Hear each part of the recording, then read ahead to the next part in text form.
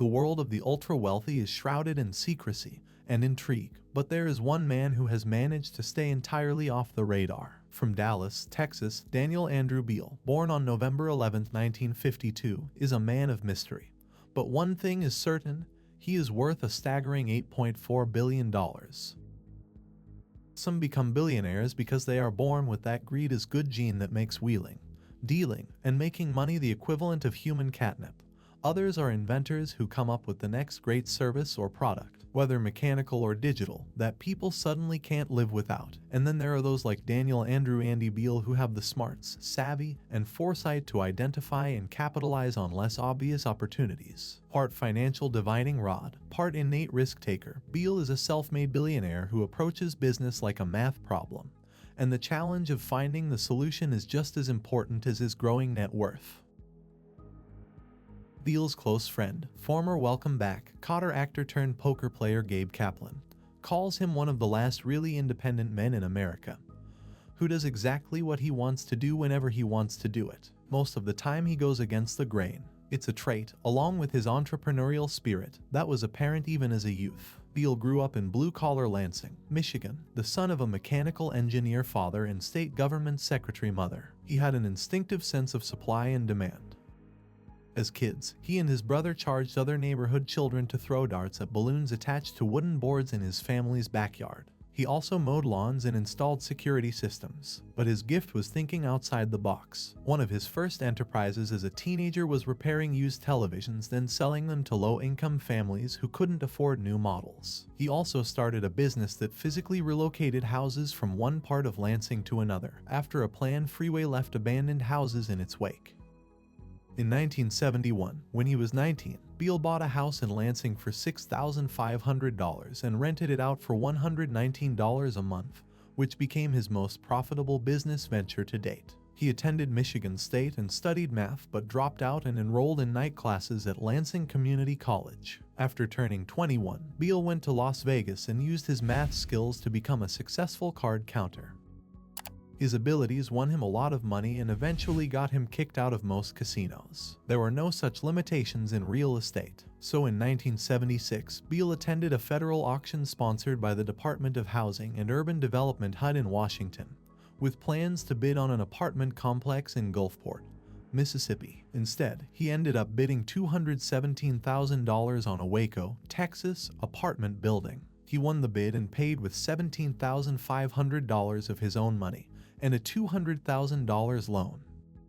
Beale later admitted, "I had never been to Texas. My plan was to finish college at Baylor, but I got busy starting little businesses and never did." Waco city officials wanted a $300,000 bond guarantee that Beale would continue renting solely to low-income tenants. Clifton Robinson, who owned a local insurance company, agreed to put up the bond. Beale moved to Texas to oversee his investment and sold the building 3 years later with an estimated $1 million profit.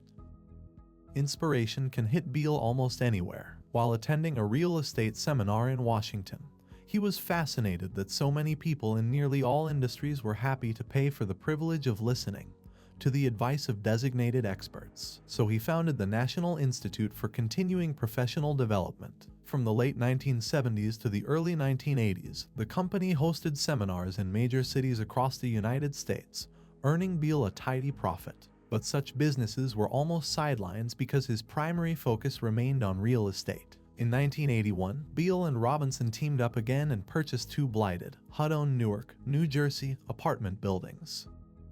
The exterior bricks were chipped and falling off. The elevator doors were missing and the shafts were filled with discarded furniture. They paid a relative pittance of $25,000 and then repaired the building, which a New York physician bought 2 years later for $3.2 million.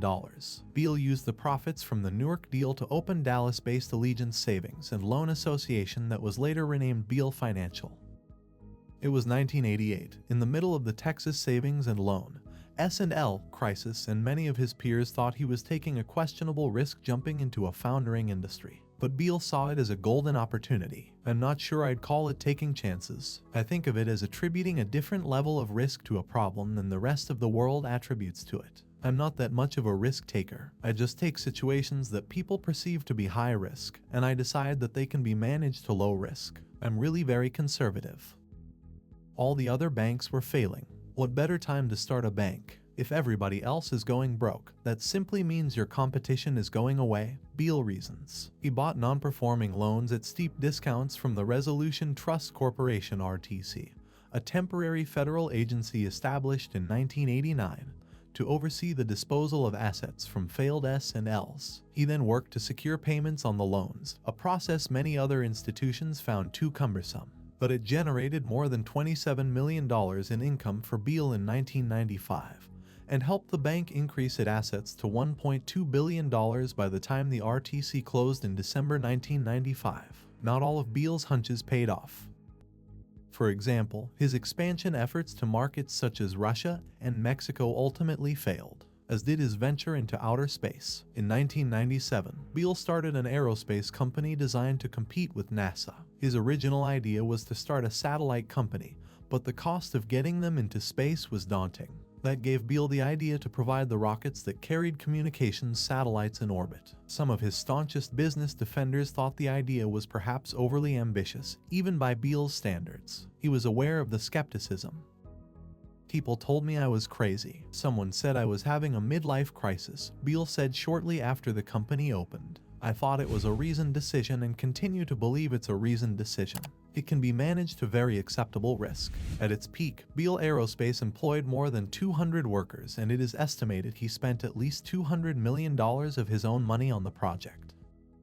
Despite his steadfast belief the cosmos was an opportunity waiting to happen, Beal Aerospace closed in 2000, unable to compete with what he termed NASA's subsidized launch systems. The ironic footnote to this is that NASA has adopted the policy of supporting private sector companies, such as Elon Musk's Space Exploration Technologies, or Spacex, which manufactures and launches advanced rockets and spacecraft. It was a case of Beal being a little too ahead of the times. Unlike the stereotyped workaholic billionaire, Beal's wealth gives him the freedom to pursue outside interests such as mathematics. Some billionaires buy islands. Beal enjoys uber-brain teasers. But his motivation was to use the prize as a carrot to get young people engaged with math, which he credits with helping him make many of his business decisions. A less altruistic pursuit that has truly set Beal apart from his business peers is his passion.